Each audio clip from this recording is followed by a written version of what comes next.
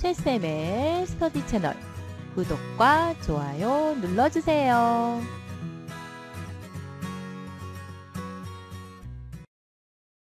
이번 강좌에서는 한글의 글자 모양과 문단 모양 설정 방법에 대해서 알아보도록 하겠습니다. 글자 모양과 문단 모양 각각 어떤 기능들이 있는지, 어떤 특징이 있는지 하나하나 살펴보도록 하겠습니다.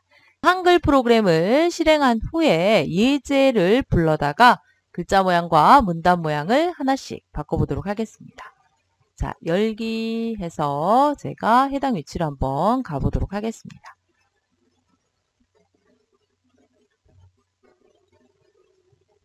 자, 제가 해당 폴더에 이렇게 글자 모양과 문단 모양 예제를 미리 만들어 놨습니다.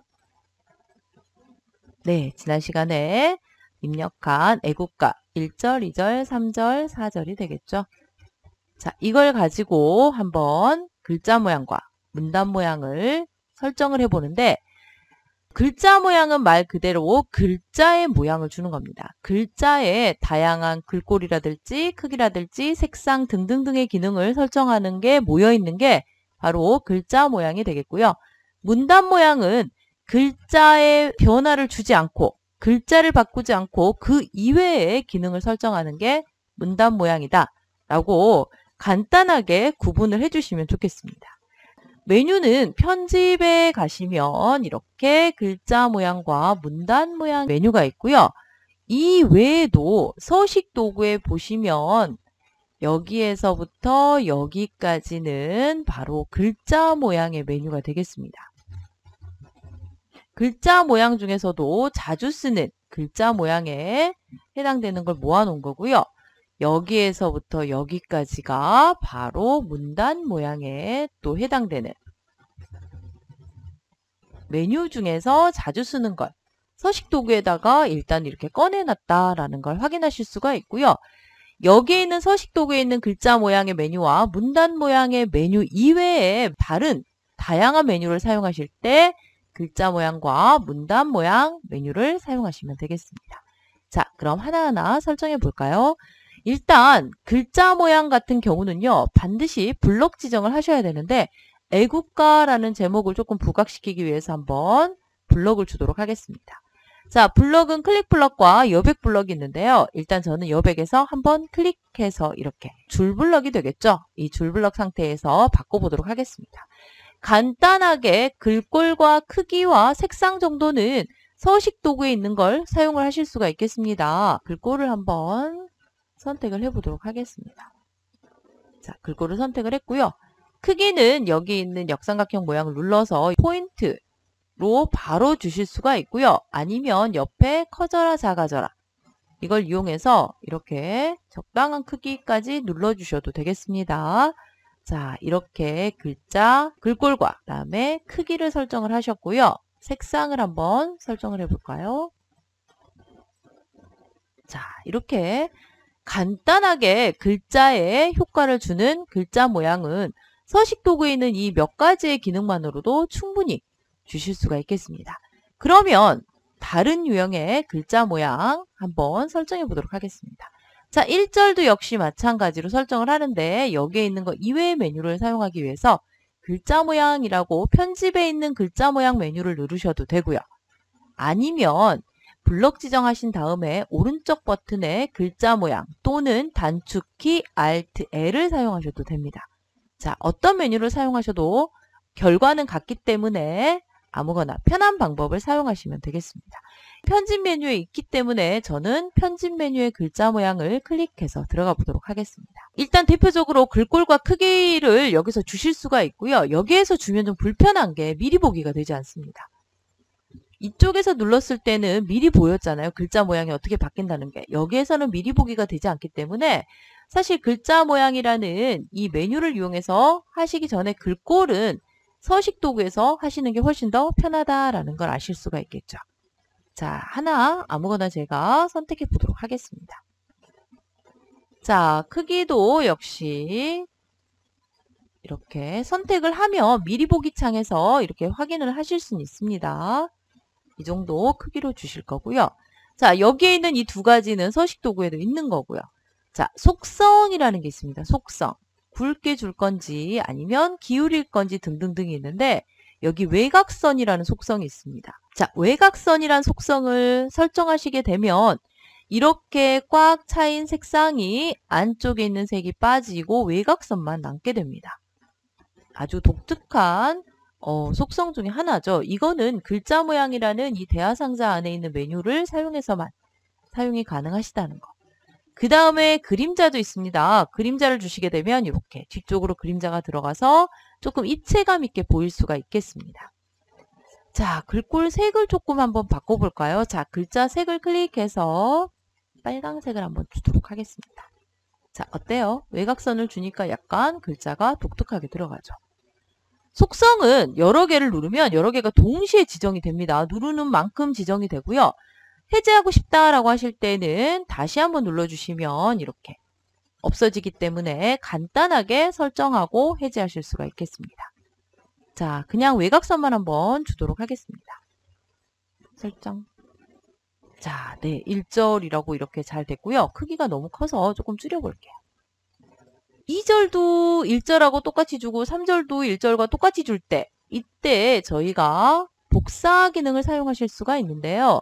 지금 여기에서는 만약에 내가 2절도 1절처럼 해야 된다 라고 하면 똑같이 블럭 주시고요. 글자 모양 눌러서 똑같이 설정을 하시면 됩니다. 그게 아니고 똑같은 기능만 쓰실 때는 아주 편리한 기능이 있습니다. 바로 모양 복사라는 기능이 있는데요. 이 모양 복사를 사용하시게 되면 여기 있는 텍스트를 제외한 이 속성만 복사가 가능합니다. 한번 해보도록 할게요. 일단 한 가지 반드시 기억하셔야 될 게 복사라는 건 반드시 붙여넣기가 있는데요. 복사할 때는 이렇게 커서가 깜빡거리는 상태를 복사라고 얘가 인지를 하고요. 블럭이 되어 있을 때 붙여넣기라고 생각을 합니다. 그렇기 때문에 반드시 얘를 모양 복사해야지 라고 블럭을 주시면 모양 복사를 하실 수가 없다라는 거죠. 자, 한번 해볼까요? 모양 복사. 글자 모양만 복사할 건지 문단 모양만 복사할 건지 둘 다 할 건지를 물어보죠. 둘 다 해야겠죠. 자, 복사. 그 다음에 이제 여기 붙여넣기 해야겠죠. 자, 붙여넣기는 블럭을 주시고요. 모양 복사 누르면 컨트롤 V의 효과가 있습니다. 네, 어때요? 너무 쉽게 되죠. 여기도 블럭 주고 모양 복사. 여기도 블럭 주고 모양 복사. 모양 복사도 잘 이용되는 기능 중에 하나이기 때문에 알아놓으시면 좋겠죠. 자, 이렇게 해가지고 1, 2, 3, 4절에 글자 모양에 해당되는 부분을 한번 설정해 봤고요. 자, 여기에 있는 가사에는 문단 모양을 한번 적용해 보도록 하겠습니다. 자, 문단 모양 같은 경우 사실 이어지는 문단 같은 경우는 굳이 블럭을 주지 않고 커서만 있어도 커서가 있는 문단에 동시에 적용이 됩니다. 그렇지만 이렇게 엔터로 구분되어 있는 문단 같은 경우는 블럭을 주셔야 이 문단이 모두 적용이 된다라는 거죠. 한번 해볼까요? 자, 문단 모양. 일단 여기서 간단하게 뭐 정렬이라든지 줄간격은 주실 수가 있습니다. 그렇지만 이 두 개의 메뉴 이외에는 문단 모양이라는 메뉴를 이용해서 설정해 주셔야 되겠죠. 자, 클릭하시면 다양한 문단 모양에 해당되는 메뉴가 보이는데요. 일단 들여쓰기를 할 건지, 들여쓰기 같은 경우는 첫 문단을 들여쓰기를 할 수가 있는데 지금 같은 경우는 다 엔터가 쳐져 있기 때문에 이게 다 한 문단, 한 문단, 한 문단, 한 문단이에요. 그래서 문단에 들여쓰기를 하게 되면 얘네가 다 한 칸씩 들어가게 됩니다. 한번 해볼까요? 자, 안으로 들였어. 10포인트라고 되어 있는데 저희가 한글 한 글자를 2바이트 체계라고 하고요. 한글은 자음과 모음이 모여서 한 글자가 되기 때문에 2바이트가 되고요. 한글은 한 글자가 2바이트 체계가 됩니다. 그리고 1바이트마다 5포인트라고 생각을 하면 2바이트는 10포인트가 됩니다. 그래서 10포인트가 의미하는 건 여기에 있는 한 글자만큼 안쪽으로 들어가겠다. 그러니까 해 아래쪽에 위치한다 라고 생각을 하시면 되겠습니다. 자, 이렇게 생각하시면 이 포인트가 얼마만큼 되는지 이해가 되시겠죠? 자, 한번 해볼까요? 설정. 그랬더니 모든 글자가 한 글자만큼 뒤로 이동한 걸 확인하실 수가 있겠죠. 줄간격도 설정하실 수가 있는데요. 줄간격은 윗줄과 아랫줄에 이 간격을 주실 수 있는 건데 조금 넓게 주시게 되면 이렇게 간격이 넓어지는데 사실 저희는 이렇게 그냥 엔터 한번 쳐서 빈 줄을 삽입해서 줄간격을 주시기도 하지만 이렇게 한 줄을 넣어 주셨을 경우에는 너무 넓게 줄간격이 벌어질 수가 있기 때문에 저희가 이렇게 줄간격의 기능을 이용해서 줄 수가 있겠죠. 다른 거는 여기에 글자에 진하기를 한번 좀 주고요. 크기를 살짝 이렇게 키워주도록 하겠습니다. 문단 모양 같은 경우는 주로 여백, 들여쓰기 정도 사용한다 라고 보시면 되겠습니다. 자, 이렇게 문단 모양이 적용이 되면 이것도 역시 1절, 2절, 3절, 4절 모두 같게 진행을 해야겠죠. 그러면 역시 모양 복사. 복사에 컨트롤 C 할 때는 이렇게 커서 상태에서 해주시면 되겠죠. 자, 모양 복사. 둘 다 복사하셔야 내가 글꼴과 크기와 색상까지 같이 바뀝니다. 문단 모양뿐만이 아니라 복사. 자, 2절을 블럭을 주시고요. 모양 복사.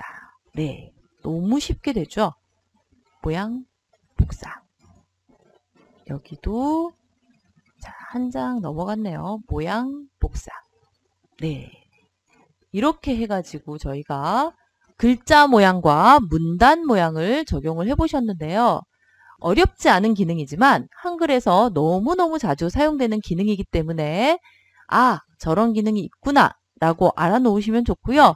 서식 도구에 있는 글자 모양과 문단 모양만으로도 충분히 활용이 가능합니다. 그리고 이번 시간에 정말 대박, 그죠? 대박 기능 중에 하나가 바로 모양 복사라는 거.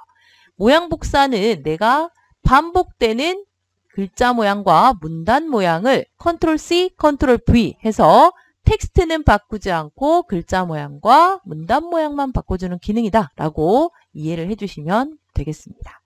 자, 이렇게 바꿔서 하시는데 제가 봤을 때 여기 줄을 한 줄씩 제가 삭제를 해서 이렇게 한 장 안에 이렇게 만들어 보도록 하겠습니다.